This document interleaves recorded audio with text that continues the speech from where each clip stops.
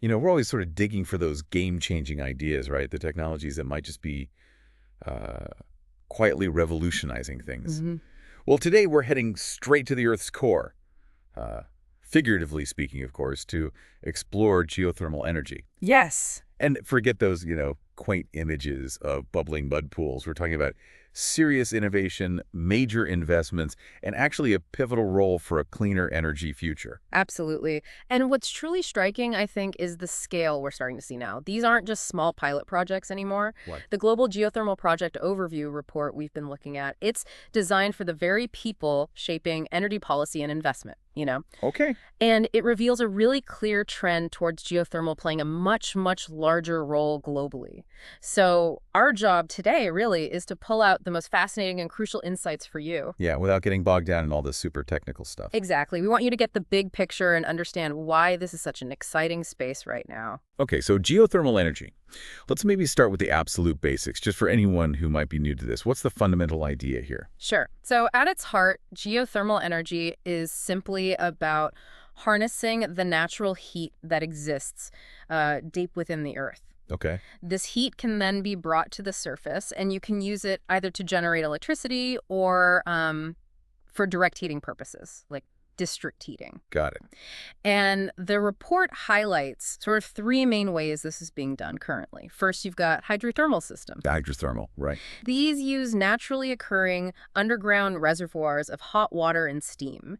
Think of it like tapping into a giant natural hot water tank that's already there beneath the surface. Right. Okay, so instead of just, watching Old Faithful erupt, Yeah. we're actually capturing that heat, that energy. Precisely. Then the second category is enhanced geothermal systems, or EGS. EGS. Okay, I've heard that acronym. Yeah, and this is where things get really clever, I think. Imagine taking hot but dry rock, deep underground rock that doesn't naturally have much water in it, Yeah. and essentially creating your own network of fractures, your own man-made reservoir down there. Wow. Companies like Fervo Energy are really leading the way here. They're using pretty sophisticated techniques like horizontal drilling and fiber optic sensors to really optimize how they access and extract this heat. Horizontal drilling. That's like they use in oil and gas, right? Exactly the same principle, but applied differently. It allows them to contact a much larger volume of that hot rock compared to just drilling straight down. So significantly boosts the potential heat extraction. Creating our own reservoirs miles underground. That's some serious ingenuity. Okay, and the third category. That would be closed loop systems. Picture a completely sealed system of wells. Seal. Completely sealed. A working fluid, not water from the ground, is circulated deep underground within these pipes. This fluid heats up as it passes through the hot rock, and then it comes back to the surface where you extract the heat. But crucially, this happens without needing to fracture the rock, like an EGS, and without relying on finding natural underground water, like hydrothermal. Ah, Everloop is a key name here. They use something called a convective circuit. You can sort of think of it like a giant underground radiator system. huh. So no need to pump out huge amounts of water and maybe fewer concerns about like induced seismicity from the fracturing process. Exactly. It seems these newer technologies, EGS and closed loop, are really trying to address some of those historical questions or concerns about geothermal's environmental impact. Makes sense. And beyond just those benefits, the report really underscores some fundamental plus points for geothermal, whichever method you use. Like what? Well, its baseload reliability is huge. It can provide consistent power, 247, unlike, wind or solar, which depend on the weather. Right, that's a big one for grid stability. Definitely. Also, it's relatively small physical footprint on the land compared to some other energy sources, and very low greenhouse gas emissions over its entire life cycle. Okay, the groundwork is definitely laid. Now let's dive into some of these major projects that are really making waves around the globe. The report kicks off with Fervo Energy's Cape Station in Utah. You mentioned Fervo, and the scale of this one sounds, well, enormous. It truly is a step change. Yeah, it's currently under development. Construction actually started just last year. Wow. Cape Station is aiming for an initial capacity of 400 megawatts, which is already pretty big for geothermal. 100 million, yeah. But the long-term goal, the ambition, is a staggering 2 gigawatts. 2 gigawatts. Right. From geothermal. Yes. To put that in perspective, that's like on par with a large nuclear power plant. That's incredible. This leap, to gigawatt scale projects, it really signifies a major evolution for geothermal. It suggests it's not just a niche player anymore, but it's aiming for like mainstream grid contribution. 2 gigawatts really puts things in perspective. And they're using that EGS technology with the horizontal drilling you mentioned. Precisely. They're right at the cutting edge of EGS, using those advanced horizontal drilling techniques to maximize contact with the hot rock deep down. And they couple that with fiber optic sensing. That lets them monitor and sort of fine-tune the performance of their engineered reservoirs in real time. It's a very, very sophisticated operation. How deep and hot are we talking there? They're drilling down to depths of about 3 to 3.5 kilometers, so pretty deep, and tapping into temperatures around 200 degrees Celsius. And this isn't just some small operation running on, pure enthusiasm. The report mentions some serious financial muscle behind this project. Oh, absolutely. The estimated investment is huge, around $2.5 billion. Billion, wow. And they've attracted some very significant backers, people like Breakthrough Energy Ventures, Devon Energy, even Google was involved in an earlier pilot phase. High-profile names. Definitely. And they're also benefiting from U.S. Department of Energy initiatives specifically designed to support EGS, plus tax credits from the Inflation Reduction Act. So there's policy support too. And when might we see power from this?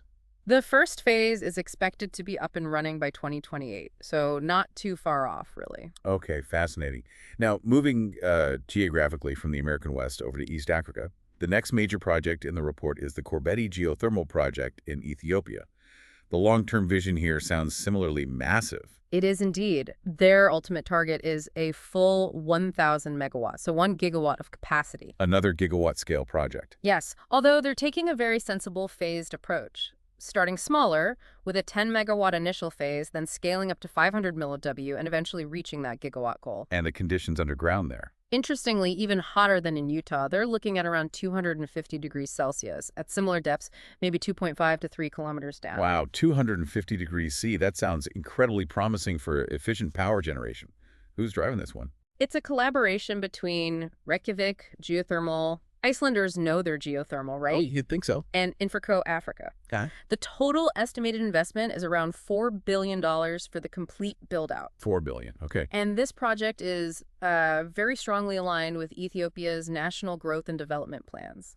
It's also got significant support from various international development organizations, which really underscores that global recognition of geothermal's potential, especially for sustainable development in regions like Africa. Right. Staying in East Africa, the report also mentions the Ngozi Geothermal Project in Tanzania.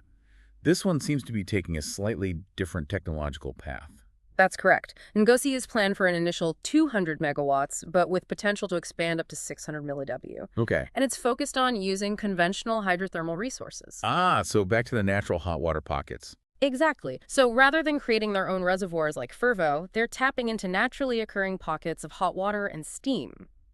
The key players are the Tanzania Geothermal Development Company, TGDC, with financial backing from the World Bank, specifically through their geothermal risk mitigation facility.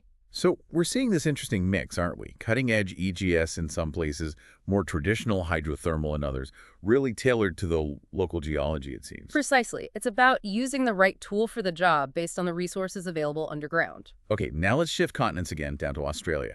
The Paralana project caught my eye because the report mentioned the extreme depth they're exploring. Yes, Paralana in South Australia, they are venturing down to around 4,000 meters. 4 kilometers straight down. Yeah, pretty deep. They're exploring EGS potential there, anticipating temperatures around 250 degrees Celsius at that depth. So similar heat to Ethiopia, but deeper. Seems so. This project was actually revitalized just recently in 2024 by a company called Earth's Energy. It's currently in the feasibility and exploration stages. And the regulatory environment there. It's operating under South Australia's established regulatory framework for geothermal projects, and it's received support from the Australian Renewable Energy Agency, ARENA. Got it. And we really can't talk global geothermal without mentioning Kenya, right? They're already a major player. The report mentions expansions at Olkaria and new stuff at Menengai. Kenya is absolutely a leader, especially in Africa. The Olkaria, the Seth project is looking to add somewhere between 83 and 140 megawatts of capacity. Significant addition. Yeah. Permits are secured, early construction work is underway.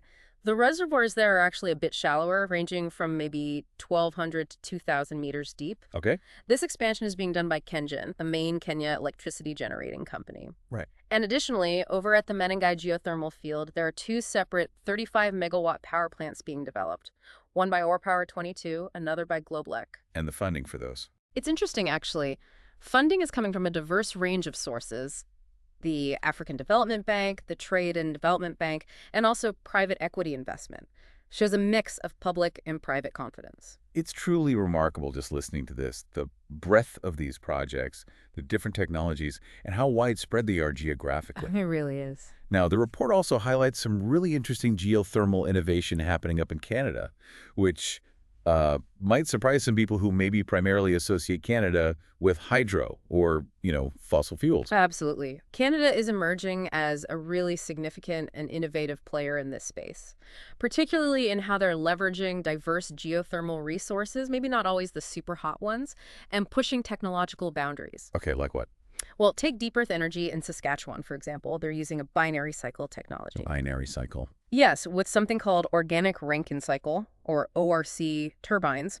It's a different approach that lets them generate electricity from geothermal resources that have a lower temperature than what's typically needed for traditional steam turbines. Lower temperature. Interesting. How low are we talking? In Deep's case, they're working with temperatures around 120 degrees Celsius. Only 120 C. Yeah, at a depth of about 3,500 meters. And this is a really important point, I think. It shows that you don't necessarily need those extremely high temperatures found in, say, Iceland or along the Rift Valley. Right. Especially with advancements in these binary cycle systems. It really opens up vast new geographical areas for potential geothermal development beyond those traditional hotspots. So what's Deep aiming for capacity-wise? They're aiming for an initial output of 25 to 30 megawatts, but they see significant potential to expand that up to maybe 200 milliW eventually. And funding. They've secured over CAD $100 million for this first phase, with support from both government programs and private investors. They're currently in the drilling and plant construction phase. Okay, very cool. And then we have Everloop again, popping up in the report, this time highlighted in its home base of Alberta. Seems like their unique closed-loop system is really gaining traction. It really is. The report reiterates that key innovative feature, that completely sealed closed-loop system. The underground radiator. Exactly. The convective circuit that entirely avoids hydraulic fracturing and doesn't rely on finding natural underground water aquifers. And the temperature from that system. It's lower, around 65 degrees Celsius water output, but the consistency of the heat source, 204.7, plus the significant environmental benefits, no fracking, no water use, those are major advantages. Sure. And look at the investors they've attracted. It's an impressive list. BP Ventures, Chevron, Temasek, the Business Development Bank of Canada, major energy players and big finance are clearly taking notice. That definitely signals confidence. The report also touches on some other diverse Canadian projects, Swan Hills and Clark Lake. Yeah, quickly on those. Swan Hills in Alberta is interesting because it's a hybrid approach. They're integrating about 6 megawatts of geothermal power with an existing 15-megawatt gas-fired power plant. Interesting combo. And up in British Columbia, the Clark Lake project is really noteworthy because it's an Indigenous-led initiative by the Fort Nelson First Nation. Potential for up to 15 megawatts of clean energy. Great to see that leadership and their status. Both of those are currently in those crucial stages of, validating the resource and navigating the environmental approval processes. Okay. And then shifting gears quite significantly within Canada, the report talks about the Downsview geothermal community in Toronto. This highlights a completely different but vital application, right? Yeah. Beyond just electricity. Yes.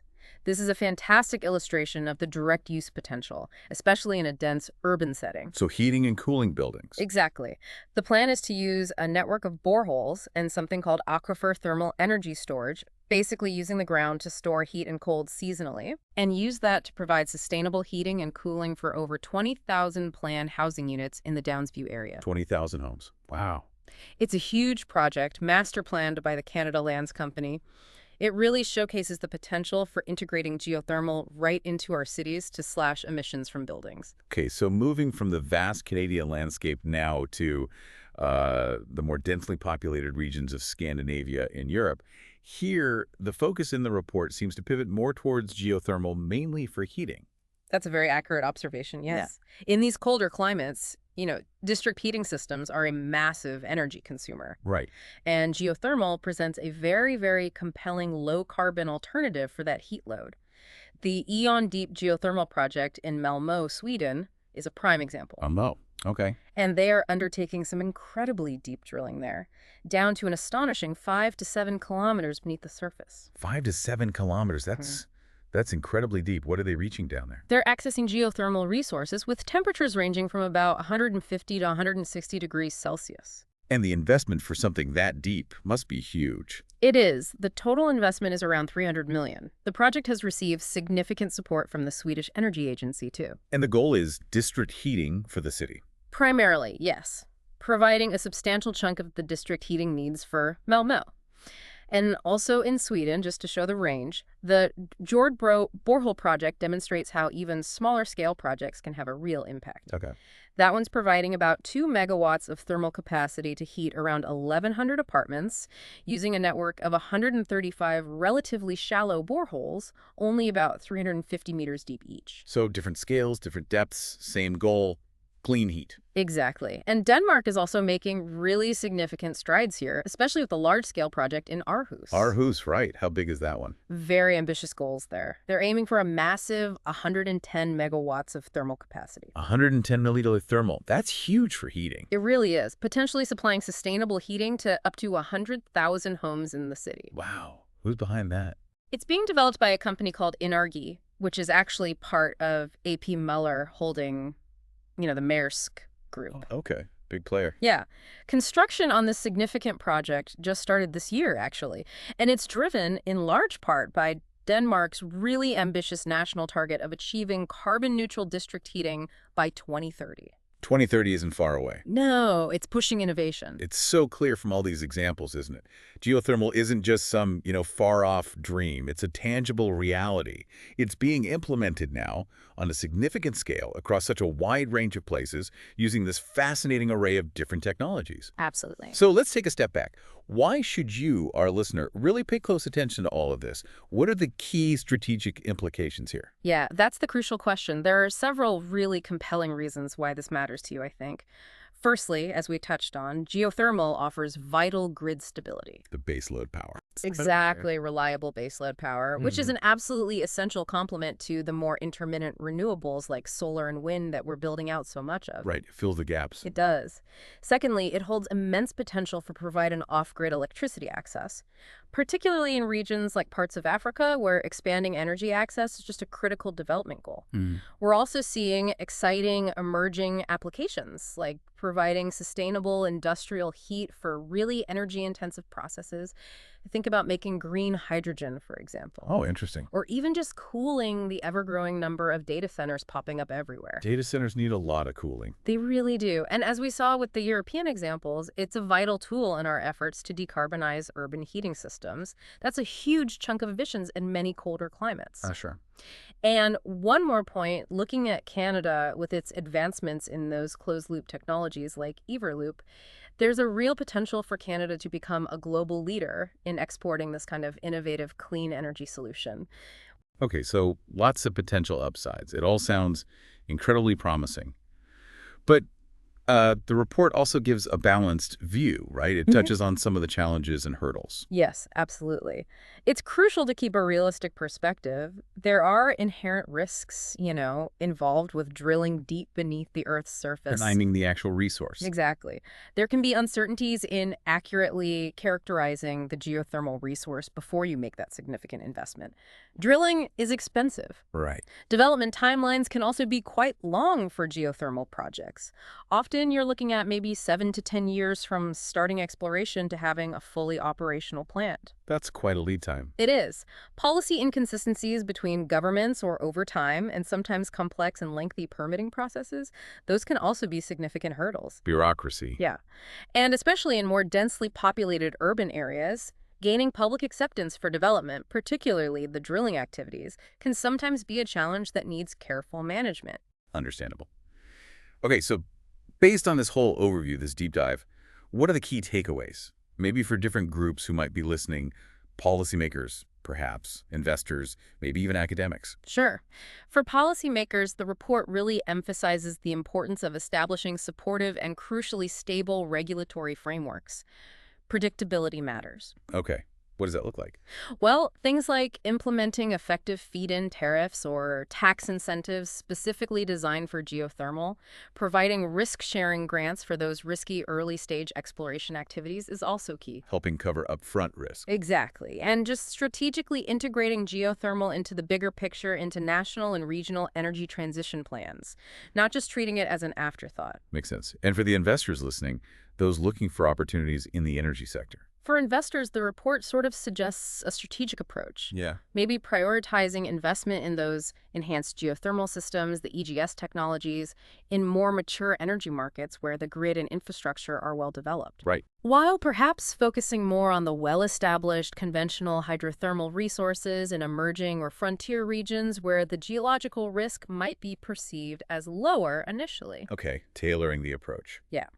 It also highlights the huge value of public-private partnerships to help de-risk these really capital-intensive projects and leveraging the growing availability of climate finance mechanisms. Using climate funds. Definitely.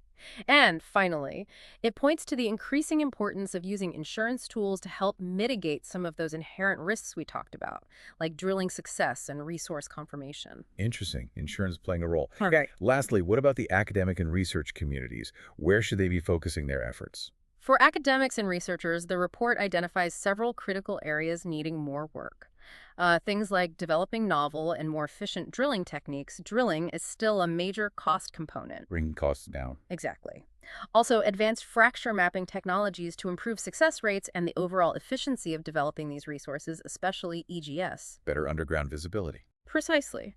There's also a continuing need for more comprehensive, detailed life cycle analysis of greenhouse gas emissions associated with the different geothermal technologies. Really nailing down the carbon footprint. Yes. And for robust cost modeling that compares geothermal fairly to other renewables, especially when you start factoring in the increasingly important role and cost of energy storage solutions needed for intermittent sources like wind and solar. Comparing apples to apples, including storage costs. That's the idea. Okay, let's try and bring this all together one last time. We've taken this deep dive into the global geothermal project overview, and honestly, it paints a really compelling picture, doesn't it? A dynamic, increasingly vital sector within this whole global shift to cleaner energy. It really does. From the just vast potential of EGS in places like the US and Australia to those innovative district heating projects in Europe and the resourceful approaches being pioneered in Canada and East Africa. Geothermal is clearly evolving way beyond just being a niche technology. I agree more. It feels like a narrative filled with surprising scale, some remarkable technological ingenuity, and a really significant promise for a more sustainable future.